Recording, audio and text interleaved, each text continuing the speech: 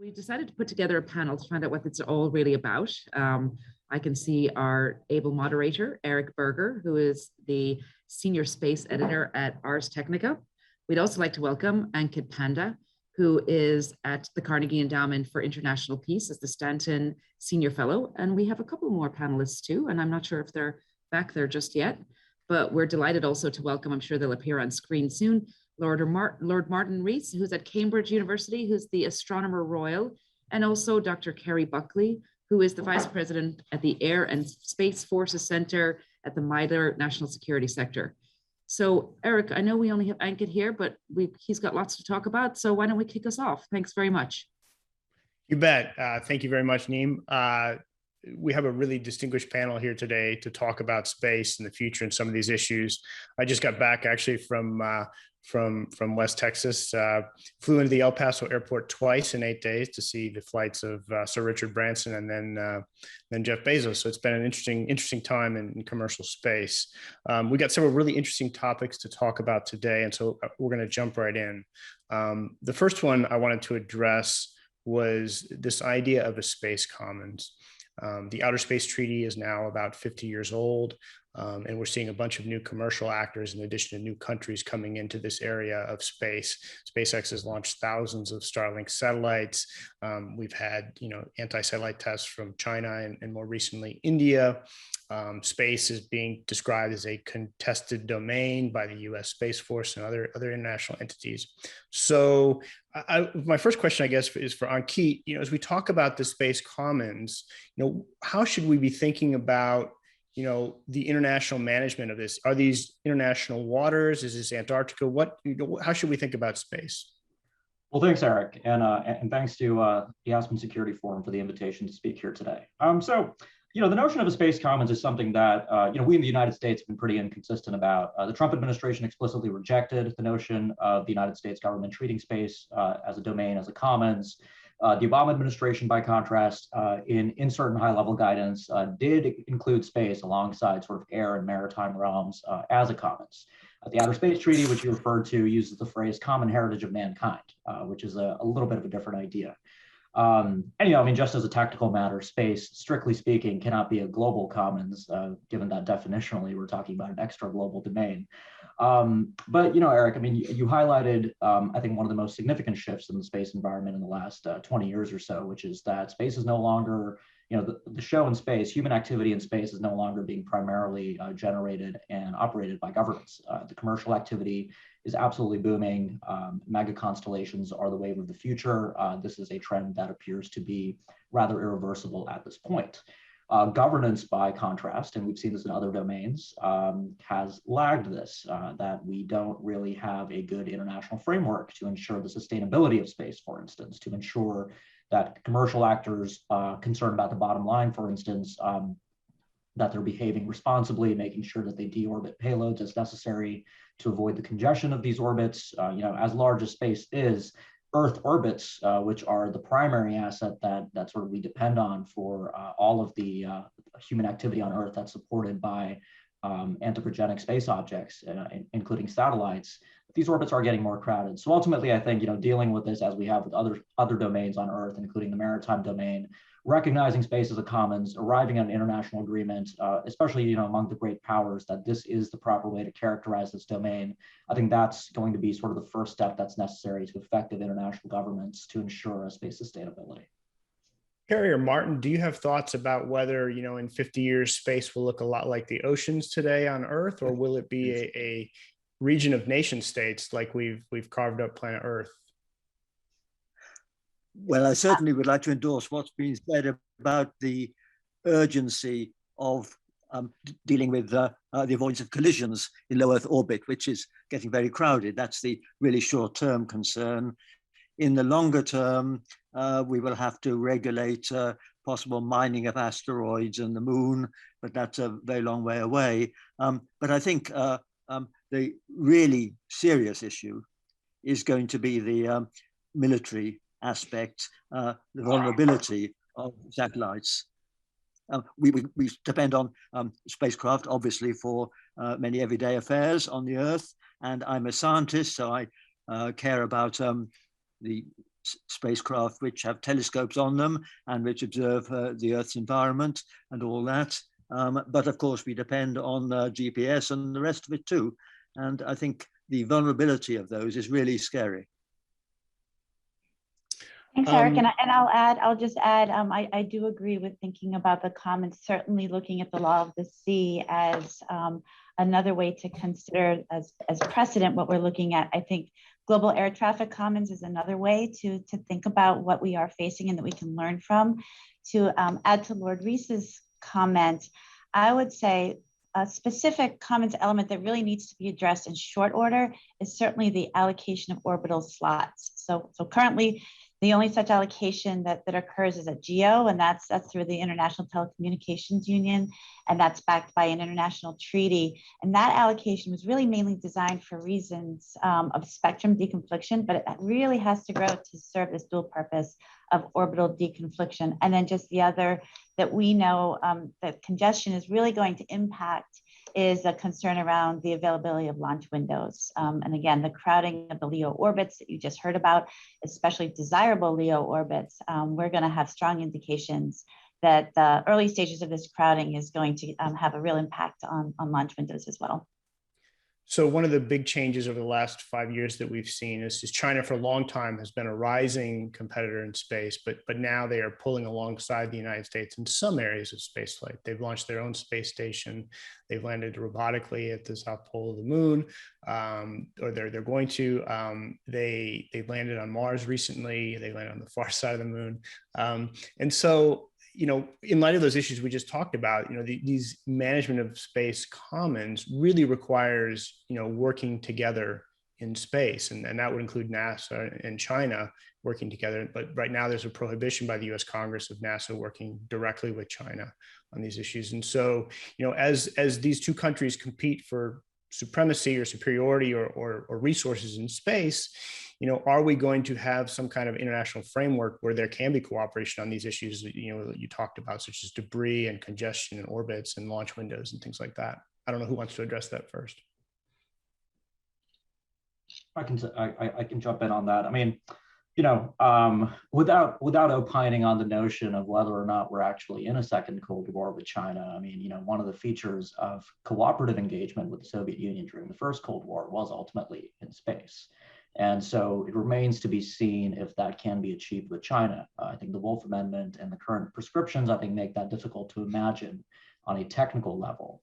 But absolutely, when it comes to governance and promoting international global governance, I find it very difficult to imagine any real progress without the US and China really getting on the same page in terms of how they characterize this domain. China, for instance, also doesn't use the phrase commons. They use the phrase global public domain for space. And that sort of translates into a slightly different concept of how governance might be attained. And when it comes to issues pertaining to weaponization in space, the Chinese have their own set of concerns there about the United States potentially deploying space-based missile defenses and other issues there. So there are, I think, significant divergences in how the two countries think about governance. But ultimately, this is something that I hope won't be restricted to the competitive domain, and that we can find ways to talk to the Chinese in a way that can promote global governance in the interest of ensuring that space remains sustainable, safe, and predictable. Yeah, I'd say, please go ahead. Go ahead, Martin. Yes. Sorry, just a quick addition. I'm a European, so I'm involved in the European Space Agency, which certainly would hope to be able with both the US and with China.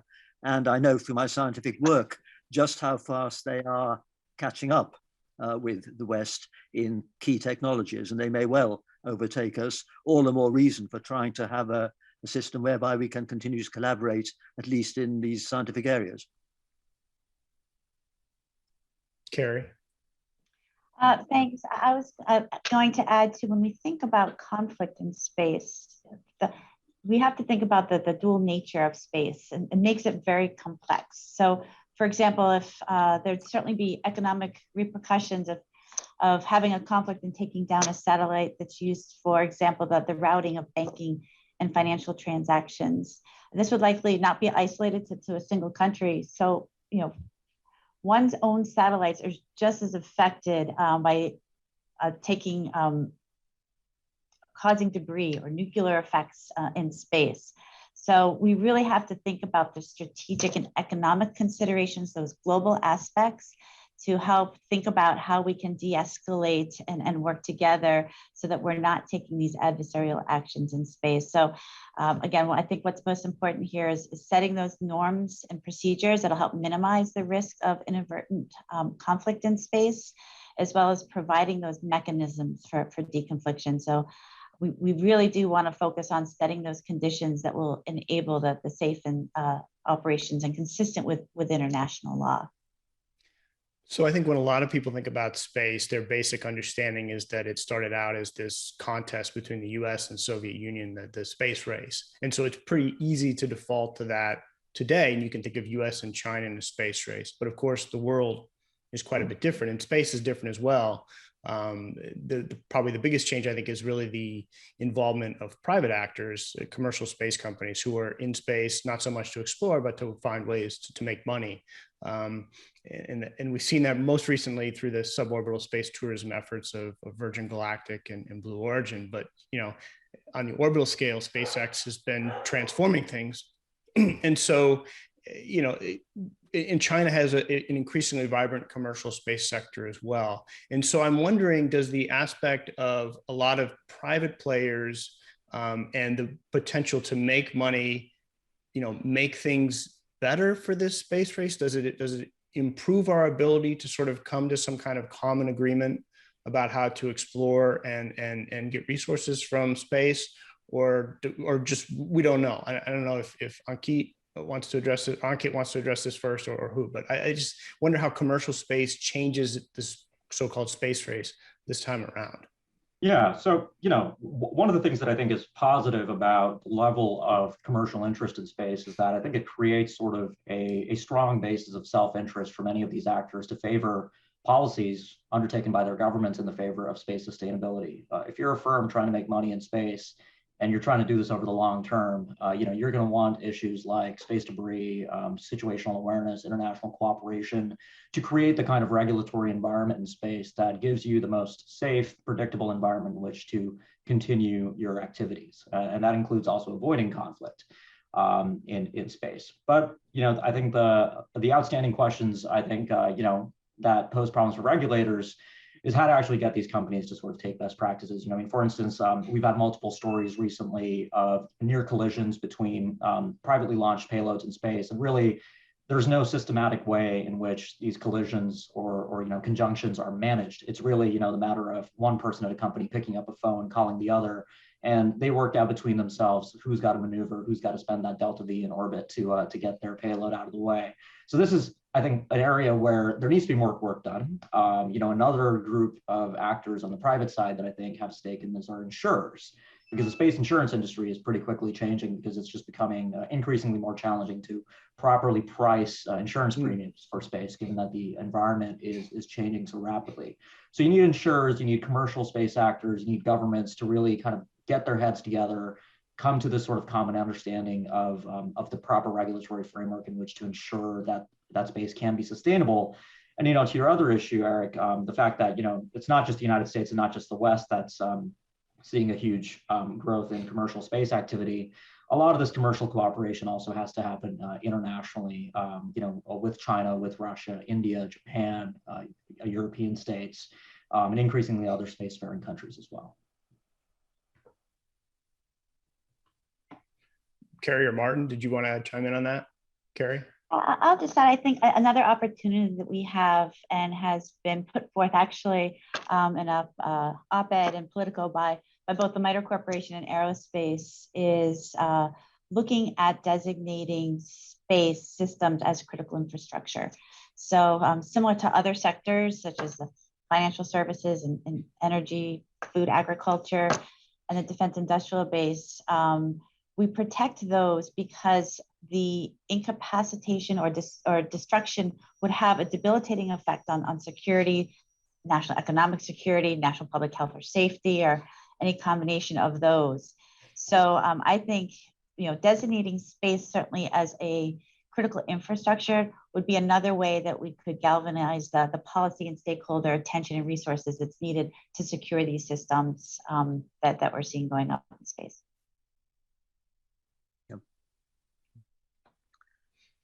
Okay. I'd just like to add that since private companies will be launching tens of thousands of craft into low Earth orbits, they should be very concerned indeed about ensuring that that remains a usable set of orbits.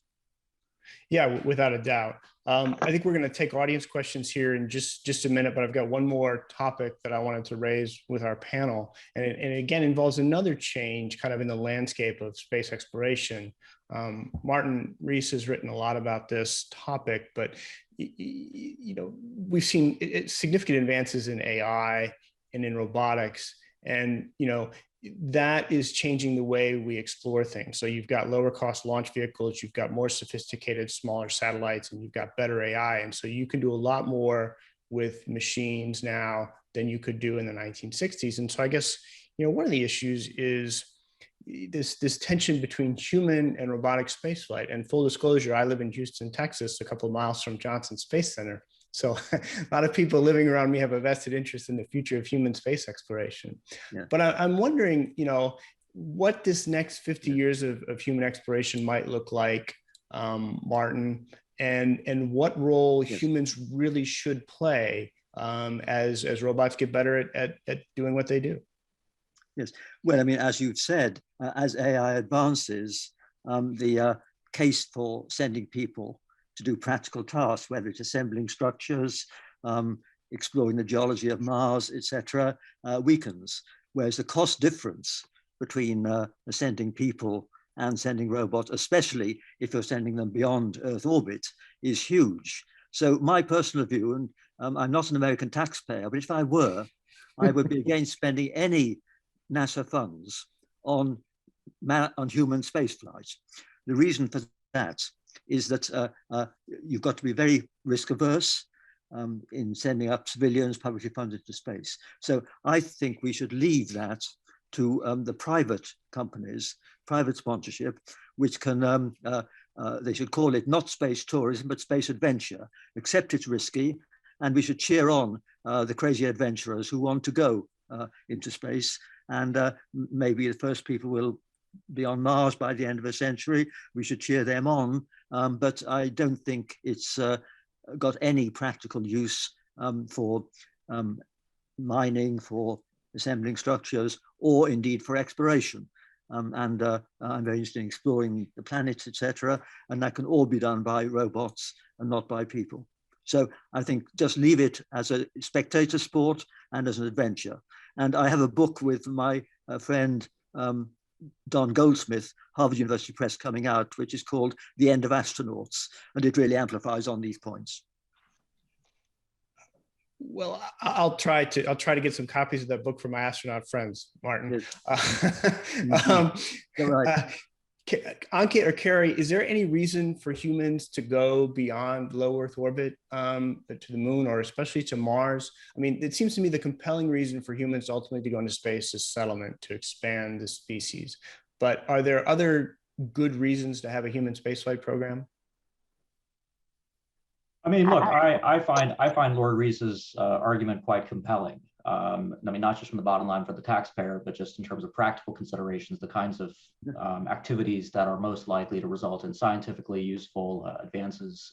So, to play devil's advocate, though, I mean, one of the features that I think really rather resonated, at least with the American public, was this notion of astronauts as being something to band around nationally, and sort of the effect of having this incredible achievement that could be celebrated not just by Americans, but everyone around the world. I mean, this was certainly a feature of early human space flight.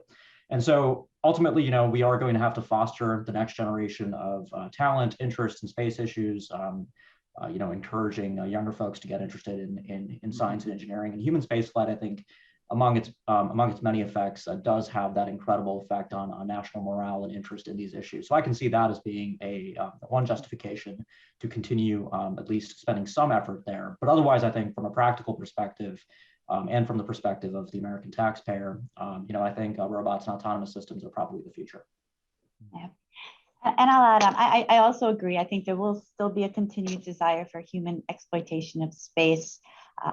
One opportunity that I had recently was to participate in a Commercial Spaceflight Federation workshop on the human resource program for spaceflight participants in the commercialization of space.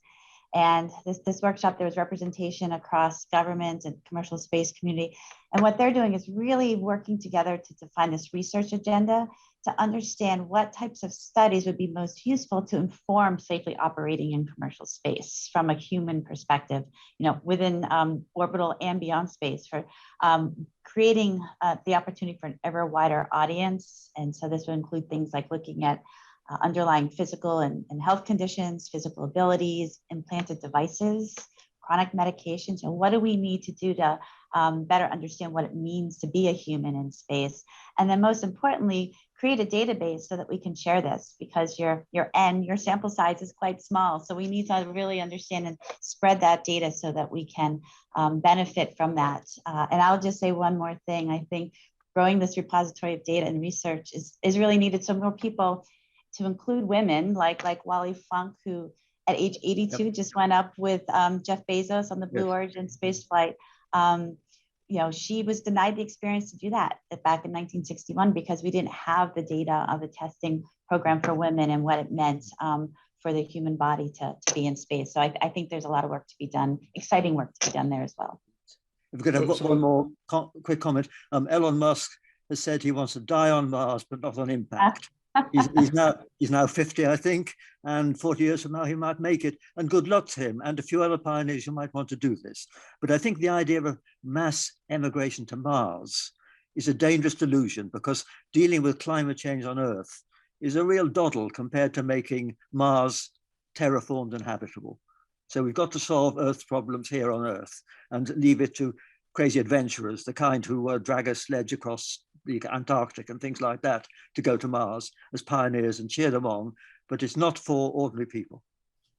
So I think that leads to a great question, Martin. One of the big criticisms that we've seen, especially when Jeff Bezos flew a couple of weeks ago, was, this was boys and their toys, jet-setting billionaires, launching into space while the planet burns.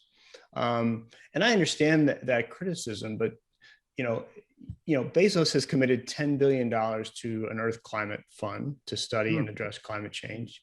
Elon Musk arguably has done more than any single person on the planet to address climate change by popularizing electric vehicles and trying to, move our electricity generation somewhat towards solar.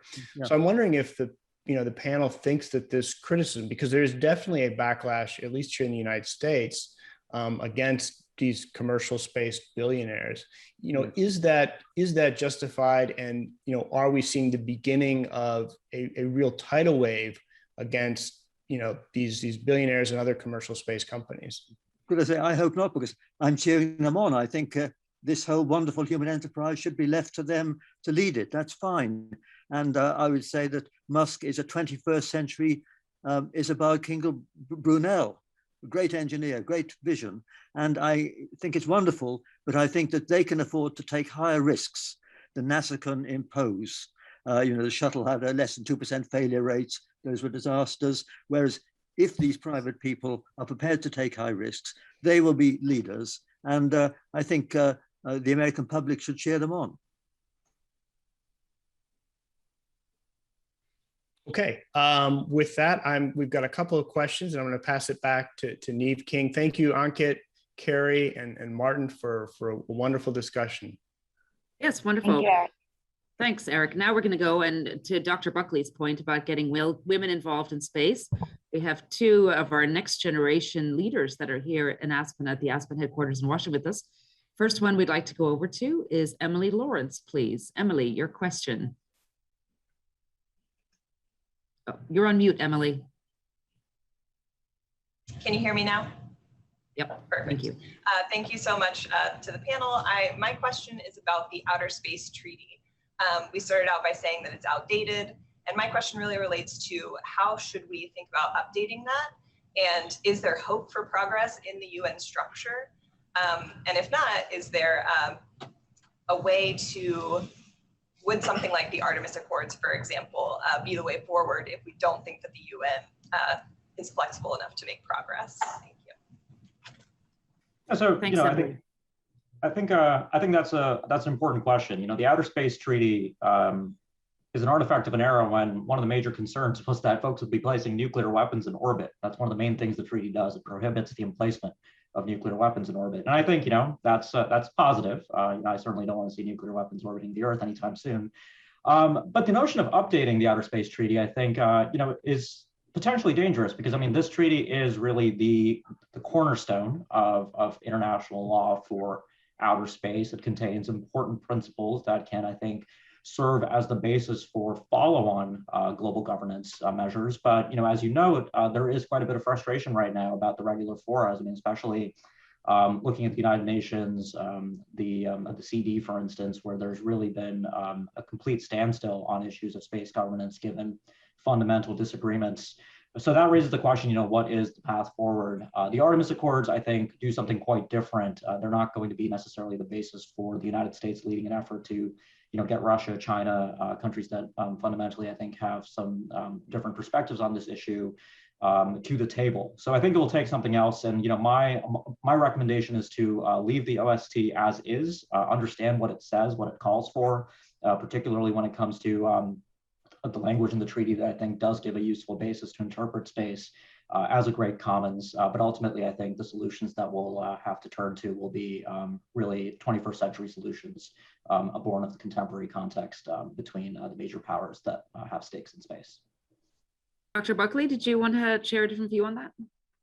Yeah, I'll just add that, I think we were still trying to understand what are those needs in terms of the norms and behaviors in governance. And we are still even stateside trying to figure out what that is. Here at MITRE, we have over the last several months and continuing throughout this year, we are inviting stakeholders across the space community to include government, national security, and industry to participate in what we're calling tabletop exercises that are really helping us understand exactly what is needed to build the awareness, the space situational awareness, to do space traffic management. What do we need to do these dynamic information exchanges and create this collaborative decision-making amongst space operators to include launch. So, we are really trying to understand what those collaborative services, as we mentioned, those norms and agreements that are needed to guide space traffic management. So in addition to kind of the policy and the governance, we need some capabilities to help us implement as well. Thanks. Lord Rees, did you want to add anything? No, not really. I just agree with what's been said just now. Wonderful. Thanks. Well, we'll go to our next questioner, Patrice Smith, who's also with us in Aspen. Thank you, Patrice.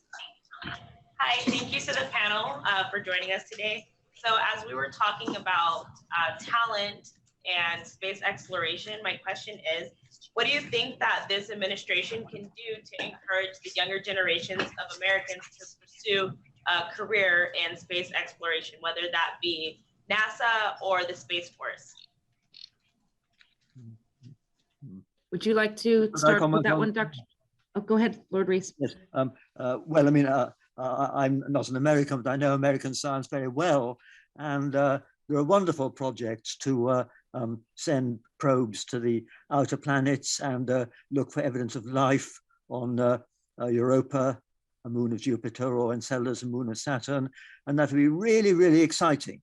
And lots of young people are involved in the search for life in the solar system, and also in finding planets around other stars which might have life. And this is one of the areas of science which I think lots of young people will go into, and it will depend very much on robotic probes to go to those very hostile environments. Really, really exciting if we can find evidence for life elsewhere in the universe in the next 10 or 20 years.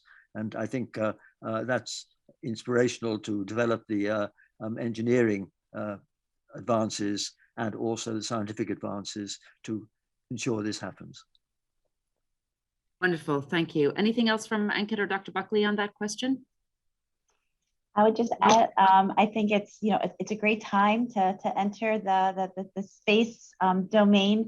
certainly from the U.S. Space Force with the Chief of Space Operations, General Raymond, and the building of our guardians, who are our Space Force government servants. It's a very exciting to be there, to be on the ground floor, to make sure that we really are providing those space capabilities to the Joint Force, making sure that we have that science and technology, the force design to both counter and defend against our adversaries, but also make sure that we continue to afford the globe the value that space brings. So it's a great time. So I'd say sign up. Indeed. Thank you. Unfortunately, we're out of time, but a huge thanks to Eric and Ankit and Dr. Buckley and Lord Rees. What a wonderful panel. We're now going to beam back down to the Highlands, but first let's do it via Ambassador Burns, who's going to introduce our next panel.